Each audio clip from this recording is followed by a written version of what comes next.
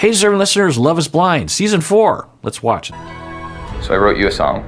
Aww. Okay, I'm ready for it. Are you? Yes. All right. I was aching, breaking down. The bluest guy the blues had found. It's a risk. It's a thought that counts. Let's see how Irina reacts. I'm guessing she will like it. God bless him for... Hey, I mean, if I were in his shoes, it'd be a hard situation. As we laid in the pods, I knew it was real. It just seems out of the blue. Of course, people have multitudes, of course, multifaceted parts of their personality, but of all the people I thought who would break out into an a cappella melody, it would not have been him.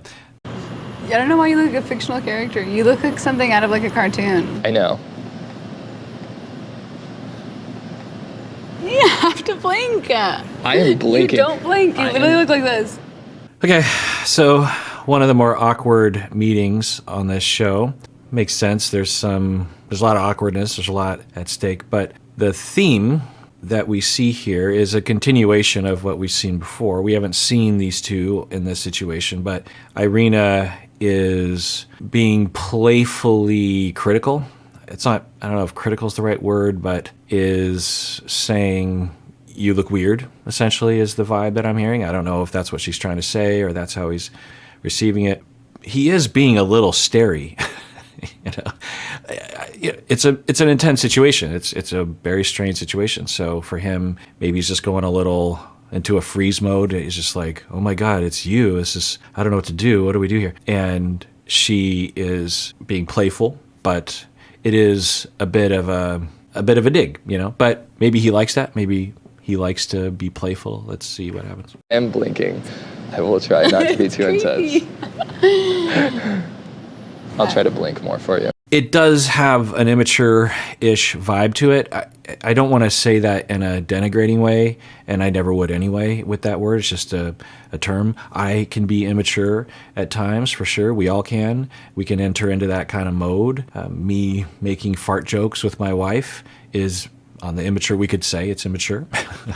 So there's nothing wrong with being immature, especially if it's not being hurtful or hostile or harmful to others. So I don't think something like this happening. But it is, if you heard about someone behaving this way and all the other ways that Irina has behaved, then you would say it's, at least for some people, would be categorized as on the immature side. Not that that's wrong. There's nothing inherently wrong with it, but it is notable. She called him creepy. She called him a cartoon. Let's rewind that. Like something out of like a cartoon. I know. You have to blink. I am blinking. You don't blink. You literally look like this. I am blinking. I will try not to be too intense. I'll try to blink more for you. So I think they edited that. I sense shenanigans there. Whenever there's a room tone that has a lot of hiss in it, which usually isn't present on this show, it will mask the edits in terms of audio. I think they actually shot each one of them looking, staring while they were listening. When you're listening to someone, you might be a little still-faced, if you will. And I think they did that in that scene to make it seem even more awkward. It's not like it wasn't awkward to begin with, but I think they enhanced it that way, which I will say annoys me when these shows do that. 90 Day Fiancé does it all the time. This show does it less often, or at least it's less noticeable, which I appreciate. So I say, whoever's editing this show should not do that. It was awkward to begin with. You don't have to fake more of it. Thank you. I'm completely shocked. I had no idea what Zach looked like, and it's gonna take me some time to get used to. I thought you'd feel a little more normal. You feel your heart. Maybe Zach will appreciate that kind of honesty or playfulness. Maybe he isn't insecure in that way. He won't get triggered by hearing that kind of thing. She's saying, I thought you would look more normal. I mean, she's saying it in the interview, but he'll watch this show presumably. So maybe for Irene, I worry that when people watch this, I don't know why I worry about this, but I tend to see people in a holistic way, at least in my version of it. I'm biased, but for myself, but I see the good and the bad, right? Or at least I will try to recognize that people are multifaceted people. I worry that people will see this scene and assume that because they might be hurt by that Zach is too. I don't know if he is. He seems another multifaceted human being who might not be precious about that. Pumping. You watch your breath go. Yeah, you see, they keep doing it. She's talking and he's listening, but they have omitted her talking. So it makes it look like they're just staring at each other awkwardly, which might have been happening to some extent because it seems like maybe that's true, but they are editing it in a deceptive way. I still love Irina. I just want to look at her eyes, and I don't think she was quite ready for having that much eye contact. She said I looked like a cartoon character, which I don't know if that was a compliment or not.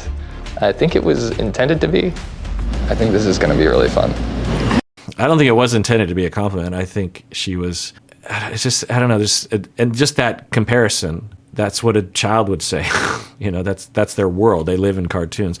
I mean, cartoons aren't just for kids, of course, but I don't know. It's just interesting. But, you know, he doesn't seem to be bothered. So we'll find out. I would not be surprised if this relationship is a disaster for all the reasons that we could predict. But there's nothing indicating that that's a slam dunk prediction at this point. I hope so. I think we're in for a wild adventure. I think so too. Maybe if you start blinking more. Stop making fun of that. You literally stare at me, you go like this. I know. That's creepy. You're creepy. I think it's a pet peeve of mine when certain groups of people will use the word creepy constantly. I don't understand what she's saying when she's saying creepy. Like, what does she mean by that? That he's leering at her or something? They're engaged, so they're looking into each other's eyes. That's what people do. They have never been able to see each other. He's looking at her. He is with her. There's no one else there. That's all you're going to do. She's looking at him. And she just okay, well, so it's the immature angle, which I think she goes to as a regression when she's stressed out. That's my hypothesis. I don't know if that's correct. There's no way to scientifically prove that, even if I did talk with her, but I would have a better chance of feeling comfortable with a conceptualization if I did have a chance to explore it with her. But that's my conceptualization. So I there's that angle. But why would she be uncomfortable with it? Well, of course, because it's intense. There's a lot at stake. The closer, so this is starting to point toward, and there's no way to know because she hasn't talked about anything along these lines. But when you go through significant difficulty growing up with relationships, the closer you get, the more fear you have.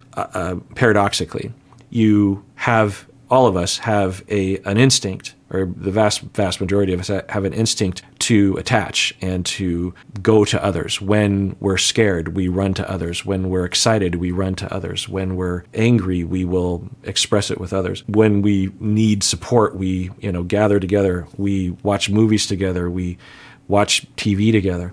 And we need other people. And with attachment figures, particularly, we depend on each other emotionally, practically, all the things. And so when people who go through at least good enough childhoods, when the closer they get to someone, the better they feel, right? They will approach when they feel that urge, and then there's the satisfaction of actually being close, and you're fulfilled.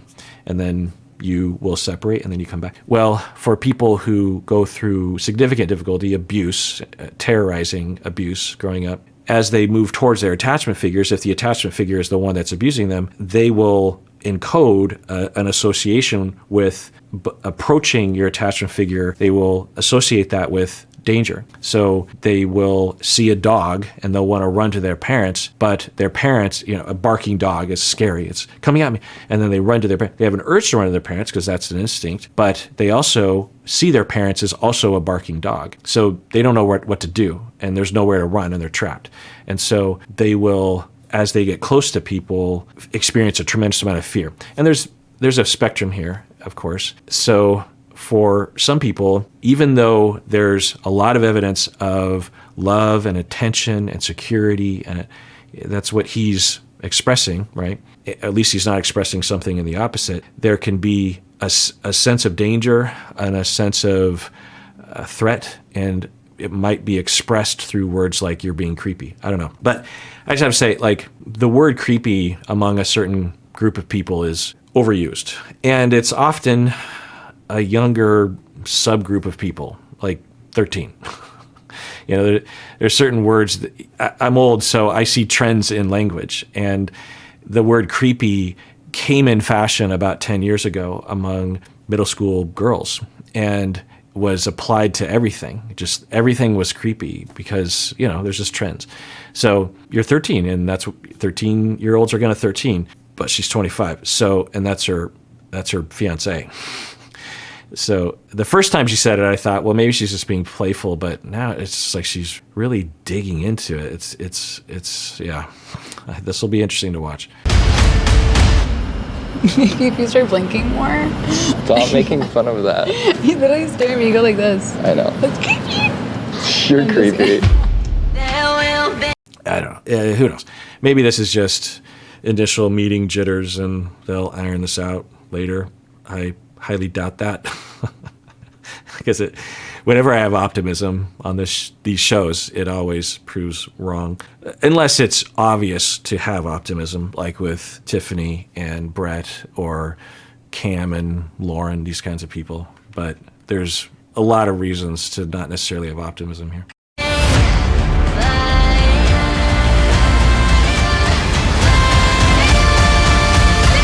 I will say, at least the way they're editing it, and who knows if it's accurate, but they are having a hard time relating in this. I mean, in terms of the other couples, and I will say that the initial meeting does often predict the longevity of their relationship. You think of Sal and Mal. I believe when they met, Mal was, nice in the beginning. She wasn't like this, but I think pretty quickly she was like, I'm not really feeling it. I felt it in the pods, but I'm not really feeling it personally. Someone was like that. Anyway, those kinds of issues, and I don't know if they're just editing it to include it or something, but there's a naturalness to the Tiffany's and the Bretts. Now, maybe Tiffany and Brett will have a disastrous relationship. I don't know.